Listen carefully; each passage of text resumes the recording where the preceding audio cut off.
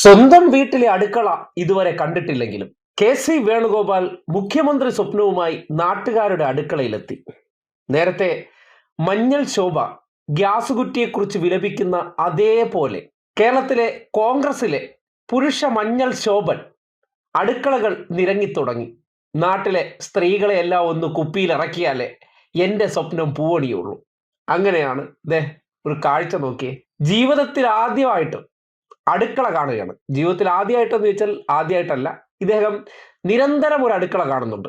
അത് രാഹുൽ ഗാന്ധിയുടെ വീട്ടിലെ മീൻ വെട്ടാൻ വേണ്ടിയാണ്. അവിടുത്തെ മീൻ കട്ടിയേക്കം, പച്ചക്കറി അരിയൽ, ഇതെല്ലാം കെ.സി. വേണുഗോപാലിന്റെ ഉത്തരവാദിത്തമാണ്. ഇന്ന് കാണുന്ന നിലയിലേക്ക് അദ്ദേഹം എത്തിപ്പെട്ടതും സോണിയാഗാന്ധിയുടെ അടുക്കള മുഖേനയാണ്.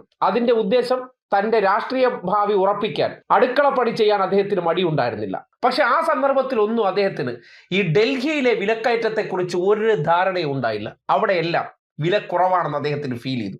പക്ഷെ അദ്ദേഹം കഴിഞ്ഞ ദിവസം കേരളത്തിൽ വന്നതിന് ശേഷം ആദ്യമായിട്ട് ഒരു അടുക്കള കണ്ടു. PR ടീമുകാരെ എല്ലാം നേരത്തെ വിളിച്ച് പല സൈഡിൽ നിർത്തി ക്യാമറയെ ഓൺ ചെയ്ത് വെച്ച് കോൺഗ്രസ്സുകാരിയായ ഒരു വീട്ടമ്മയെ സെറ്റിട്ട് നിർത്തിയതിന് ശേഷം അവിടെ ചെന്ന് കാണിക്കുന്ന PR ഉടായിപ്പം നോക്കി യജ്ജാതി തുലിക്കെട്ടിയാണ്. ഒരു സൈഡിൽ കൂടെ തലമുടിയില്ലാത്തൊരു നേതാവ് മുഖ്യമന്ത്രിയാകാൻ വേണ്ടി നാട് നീളെ പട്ടി ഷോ അരങ്ങേറുമ്പോൾ മറു സൈഡിൽ അടുക്കളകൾ നിരങ്ങിക്കൊണ്ട് മറ്റൊരു മുഖ്യമന്ത്രി യാത്ര കടന്നു വരുന്ന ദൃശ്യങ്ങൾ കാണും. കഞ്ഞിക്കുഴികളുടെ എന്തൊക്കെ PR പണി കാണണം.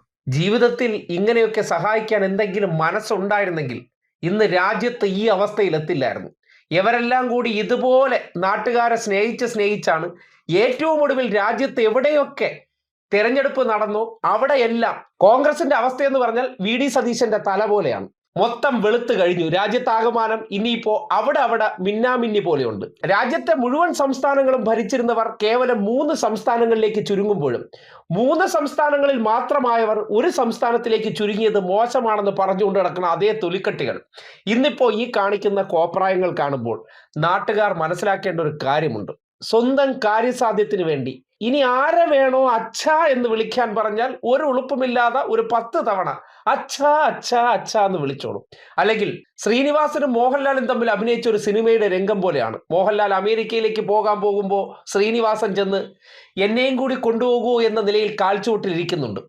അതുപോലെയാണ് ഞങ്ങളെ എത്തി അധികാരത്തിൽ കയറ്റൂ പ്ലീസ് എന്നുള്ള നിലയ്ക്ക് അവിടെ എത്തിക്കഴിഞ്ഞാൽ ശ്രീനിവാസന്റെ യഥാർത്ഥ സ്വഭാവം എന്താണോ അത് തന്നെയാണ് ഇവർ പുറത്തെടുക്കാൻ പോകുന്നത്. ഇതൊന്നും ജനങ്ങളോടുള്ള സ്നേഹം കൊണ്ടല്ല. ജനങ്ങളെ ഇവർ സ്നേഹിച്ചിരുന്നെങ്കിൽ രാജ്യത്ത് ഈ ഗതി ഇവർക്ക് വരില്ലായിരുന്നു. കിട്ടിയ അവസരത്തിലെല്ലാം ജനങ്ങളെ സേവിക്കുന്നതിനേക്കാൾ കൂടുതൽ അവരവരുടെ ബാങ്ക് അക്കൗണ്ടുകളും അവരവരുടെ സാമ്പത്തിക മേഖലയും വല്ലാതെ സ്നേഹിച്ചു, അതിനുവേണ്ടി പണിയെടുത്തു. അതുകൊണ്ട് ജനം തൂത്തെറിഞ്ഞു. തിരിച്ചു വരാൻ വേണ്ടി അവരെ പറ്റിക്കാൻ അവർക്ക് മോഹന വാഗ്ദാനങ്ങൾ കൊടുത്തു. കാര്യം വാഗ്ദാനങ്ങൾ കൊടുത്താൽ മതിയല്ലോ, പിന്നീട് അത് കൊടുക്കണ്ട, അതുവഴി പോകണ്ട, അറിയാത്ത ഭാവത്തിന് അങ്ങ് നടന്നാൽ മതി. അതിന് നല്ല തൊലിക്കട്ടി ഉള്ളത് കൊണ്ട് ചെയ്യാൻ ഒരു മടി ഉണ്ടാകില്ല. ഇന്നത്തെ കാര്യം നടത്തണം. അതിനുവേണ്ടി ലക്ഷങ്ങൾ പൊടിച്ചുള്ള PR ഫോട്ടോഷൂട്ടാണ്. ആ പാവപ്പെട്ട അഭിനയിക്കുന്ന സ്ത്രീക്ക് ഒരു 10,000 രൂപയെങ്കിലും ആ ക്യാമറകൾക്ക് കൊടുത്ത ലക്ഷങ്ങൾ ഇന്ന് കൊടുത്തിരുന്നെങ്കിൽ സെറ്റിട്ട് ഒരു നടിയായിട്ട് നിങ്ങൾക്ക് വേണ്ട ഡയലോഗ് പഠിപ്പിച്ചത് പറഞ്ഞു. അതിനപ്പുറത്തേക്ക് ഇല്ലായ്മയുള്ള വീടാണെങ്കിൽ അതങ്ങ് കൊടുത്തിരുന്നെങ്കിൽ അവർക്ക് കൂടി ഒരു ജീവിതമായന്. എത്ര ലക്ഷമാണ് ചുറ്റാകെ നിൽക്കുന്നവർക്ക് വാരി എറിഞ്ഞ് മുഖ്യമന്ത്രിയാകാൻ പരിശ്രമിക്കുന്നത്.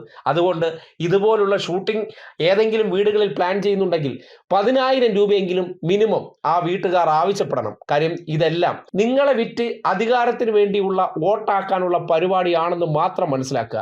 വെറുതെ അഭിനയിക്കാൻ പറ്റില്ല. അഭിനയിക്കണമെന്നുണ്ടെങ്കിൽ ഞങ്ങൾക്കതിന് അർഹിച്ച വേതനം തരണമെന്ന് നമ്മുടെ നാട്ടിലെ നല്ലവരായ സ്ത്രീകൾ തീരുമാനമെടുക്കണം. കാര്യം വരും ദിവസങ്ങളിൽ ആരുടെ വീട്ടിൽ വേണമോ ഇത്രയും സെറ്റിട്ടുകൊണ്ട് ഇവർ കടന്നു വരാം. അതുകൊണ്ട് സുവർണാവസരമാണ്, നഷ്ടപ്പെടുത്തരുത്.